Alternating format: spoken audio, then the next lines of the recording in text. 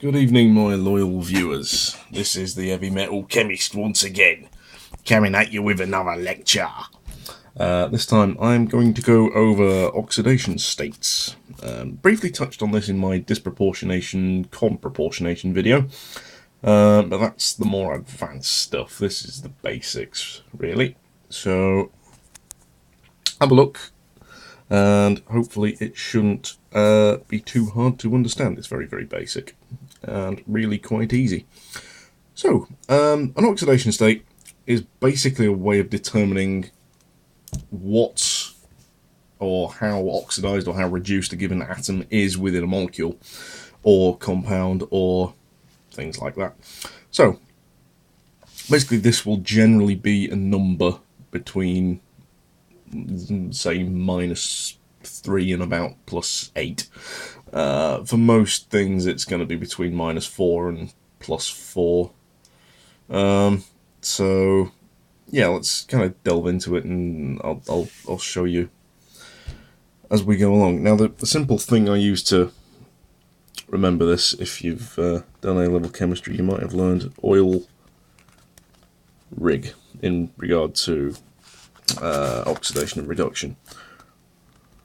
Oxidation is loss of electrons, and reduction is gain. So if something's oxidized, it loses electrons, and if something is reduced, it gains electrons. So, oxidation state. If you have an element, say carbon as a solid, or argon as a gas, or oxygen, or nitrogen, or fluorine, or iron, or any of these, an element on its own always has, I'm going to use oxidation state as a thing, an abbreviation, is always 0 for an element or an atom in its elemental state. That's the simplest thing to remember, really. So, the couple of rules which generally need to be remembered. If we have a hydrogen atom, which is in a compound, its oxidation state is usually equal to +1. These can be plus or minus, so put the sign in. Similarly, oxygen, the oxidation state is usually -2. There are a few exceptions to these for hydrogen if you have compounds called hydrides, for instance, sodium hydride, etc. In which case the oxidation state's -1, but generally +1. Oxygen, it's pretty much always -2 if it's in a compound. Exceptions are peroxides and things involving fluorine, but they don't come up very often.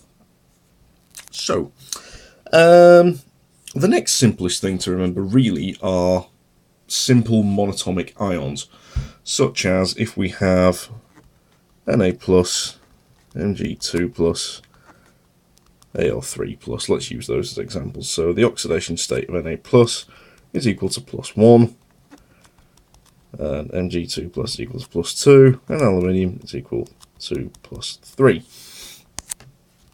Now it's a very simple thing for simple ions. The oxidation state is equal to the charge.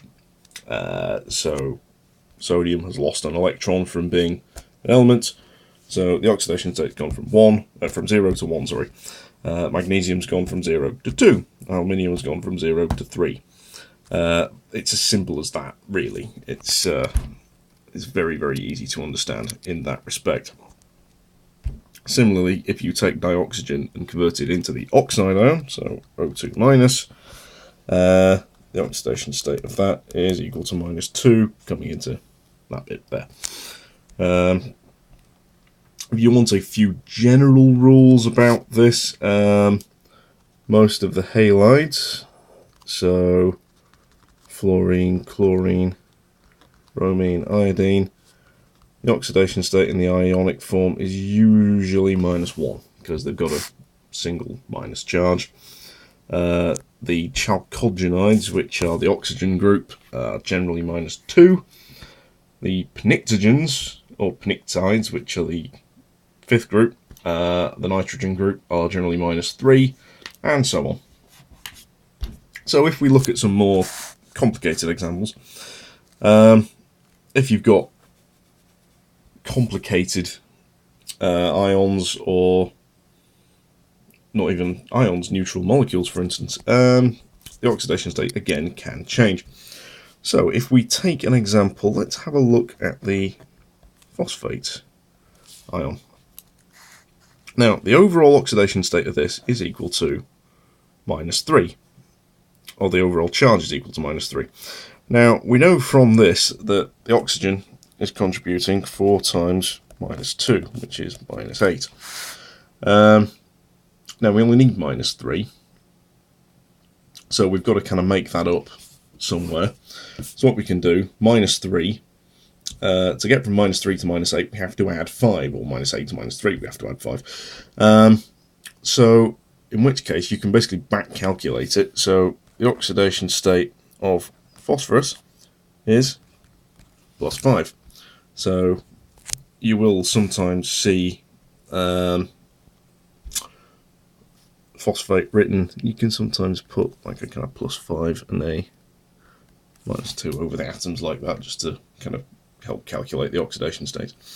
So for an ion, all the oxidation states need to add up to the charge. For a neutral molecule, it's basically the same principle. So if we take methane, which is CH4, the overall charge on this is 0. It's not an ion. So, what can we do? Well, we know by definition that hydrogen, when it's not hydride, the oxidation state is +1.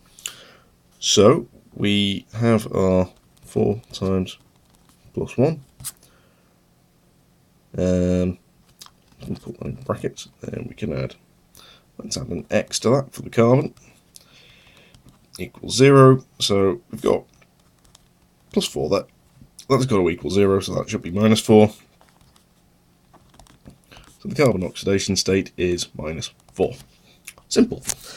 And you can basically work through a whole series of these kind of things. If you take methane as the simplest example, so CH4, then you get CH3OH, which is methanol, then you get CH2O, which is formaldehyde, then you get CHOOH, which is formic acid, and finally you get CO3H2, which is carbonic acid, basically the hydrated form of carbon dioxide. So if we take CO2 as the kind of other extreme of that, we've got the oxygens. We know they're 2 times -2, which is giving us, and the whole thing has to equal 0 because, as we said, it's a neutral molecule, plus an X, so that's coming to -4. That's going to have to be +4 to give us 0.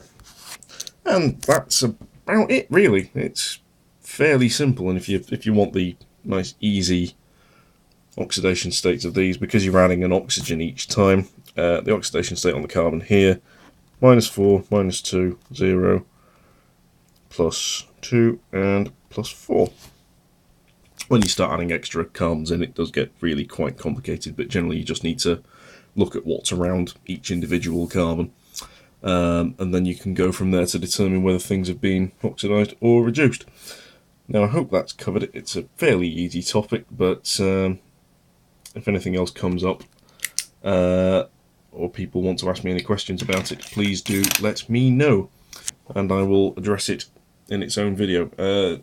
This I will kind of lead on to how you use these in reactions and how you can calculate whether reactions are going to happen, well, mainly involving stuff with metals, but I will do that as and when it comes to it. Thank you for watching, and good night.